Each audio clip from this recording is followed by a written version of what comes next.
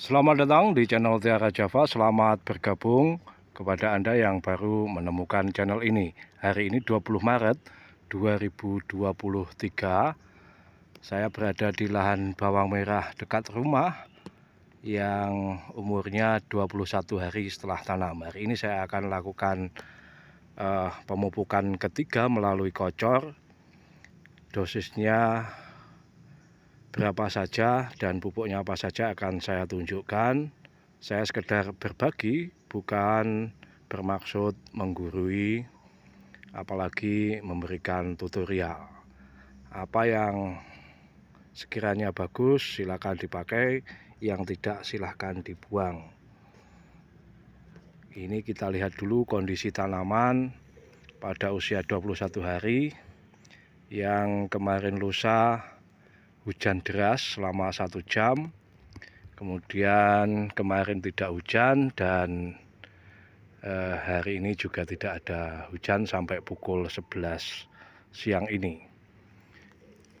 Ini kayaknya ada liriomisa atau pengorok daun, lunglai. Saya kira ini belum pernah saya semprot emamectin benzoat maupun abamectin, jadi hanya regen dengan bahan aktif fipronil. Ini tampak agak lunglai karena panas menyengat,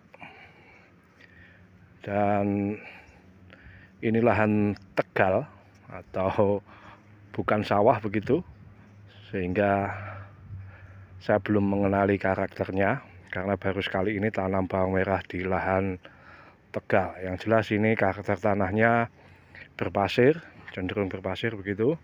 Kemudian sangat cepat meresapkan air, sehingga untuk irigasinya saya pasang sprinkler seperti ini dengan pompa Alcon 3 inci, tetapi pipa induknya ini saya bikin 2 inci sehingga tekanannya saya kira kurang kuat. 2 inci tipe D Maspion ini saya pakai. Pertimbangannya dulu saya untuk pakai di lahan lain menggunakan sprinkler diameter 2 inci. Kemudian pipa itu saya ambil, saya pindah ke sini. Kita lihat tanaman belum kokoh tapi patut disyukuri. Bisanya ya begini. Nah, saya kira dalam 2 kali pemupukan sebelumnya saya mengurangi dosis dari biasanya. Jadi kalau biasanya pemupukan pertama itu 1 kg menggunakan NPK non subsidi setengah kilo ditambah saprodap dari Pak Tani setengah kilo.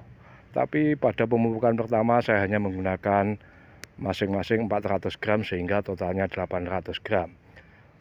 Pemupukan kedua juga begitu, saya kurangi dosisnya dan saya kira ini perkembangannya kurang menggembirakan. Sehingga hari ini saya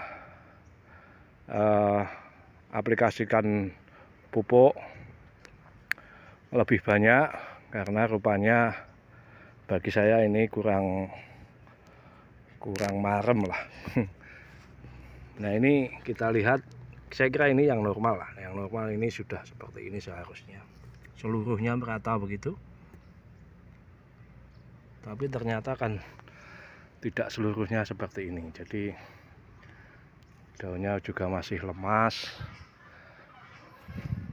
Nah, untuk ini yang bagian ini dekat tembok adalah bagian yang paling kurang maksimal, tapi semoga bisa berubah. Itu baru dapat sinar kira-kira setengah 9 pagi. Kemudian di sebelah sana ada pohon alpukat yang meskipun sudah saya kurangi daunnya tapi tetap saja ada bagian yang terlindungi sehingga pertumbuhannya juga kurang maksimal. Ini adalah gazebo milik kakak, itu rumah kakak, itu masjid, rumah saya di sebelah sana. Jadi ini dekat rumah tapi berselang satu rumah. Seperti ini. Ada juga yang mengalami boler atau layu fusarium, padahal pH tanah ini netral, yaitu 6-7. Dengan demikian ini dapat dipastikan pengaruh bibit yang terlalu lama ditanam setelah peges. Saya ulangi, bibit yang saya tanam di sini adalah bibit yang sudah saya potong, bukan peges, saya potong daunnya 43 hari sebelum tanam, karena sisa di lahan lain yang saya biarkan di atas triplek, kemudian saya taburi kalsium dan tidak saya rawat begitu. Karena harus berbagi waktu, maka ya saya paksa tanam begitulah. Hasilnya begini, jadi kurang ideal. Seharusnya ya paling tidak 2 atau 1 hari sebelum tanam itu baru dipotong. Oke, kita akan racik pupuknya. Ya, inilah larutan pupuk yang saya sudah campurkan. Tadi ada 8 timba, tapi ini tinggal 1, 2, 3, 4, 5 karena 2 diantaranya sudah saya kocorkan. Pupuk yang saya gunakan pertama adalah Sitka. Ini sebanyak 3 cangkir begini, kira-kira ini 200 gram, jadi kalau 3 berarti 600 gram. Ini prosesnya agak lama. Maaf. Ya, begitulah intinya. Pokoknya ini Sitka ini 3 gelas begini. Satu.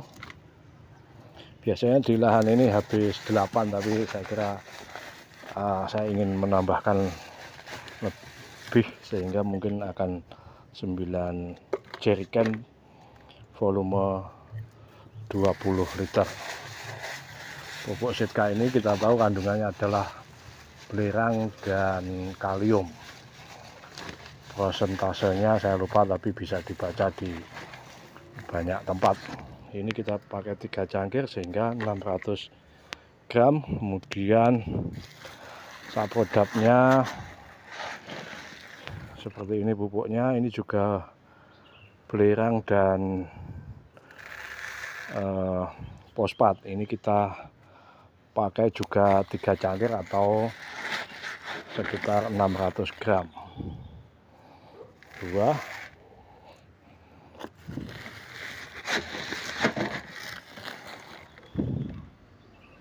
3. Kemudian pak taninya saya pakai setengah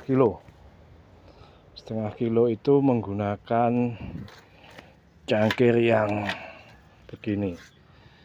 Ini setengah kilo NPK Pak Tani 16 yang warna biru.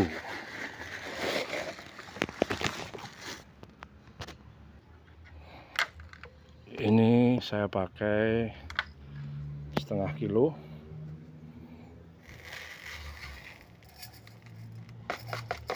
Dua cangkir setengah. Kemudian ini juga saya pakai kalsium bikinan Om Yakap. Ini saya pakai setengah kilo atau 1 cangkir ini, karena meskipun pH tanah sudah netral, tapi saya ingin ya memenuhi kebutuhan kalsium untuk tanaman. Mungkin ini sebenarnya apa ya, kalau pH tanah sedang netral ya perlu dikurangi lah, tapi tidak apa ini. Lalu saya tambahkan kembali insektisida Regen. Ini ya berarti sekira setengah liter lah. Regen, tapi Regen tabur yang saya cairkan. Saya rendam dalam air, jadi dia tidak bisa mencair, tidak bisa larut dalam air racunnya itu. Ini untuk mengatasi kemungkinan adanya ulat di dalam tanah. Dan kemudian nanti saya campurkan ke dalam jerigen 20 liter itu. Di tempat kami disebut kempu. Nanti saya kocorkan pada bagian pokok tanaman. Nah, ini adalah greenhouse saya yang saya pakai untuk mengeringkan bawang merah dan sampai hari ini belum keluar. Jadi dari satu lahan sudah keluar, sudah dibawa pedagang, tapi saya belum menerima rinciannya. Lakunya berapa juga belum saya tanyakan. Nah, ini yang dari lahan satunya masih proses pengerikan. Nanti saya janjian dengan pedagang untuk ya tawar menawar. Tapi sependengaran saya dikasih gambaran kalau kelasnya tanggung besar atau sedang menuju besar itu 20 bolong, artinya 20.000 kurang, jadi tidak jangkep atau tidak lebih dari 20.000. Tapi ya apa boleh buat, demikianlah suka dukanya petani, kira-kira begitu. Nah, ini akan saya kocorkan langsung.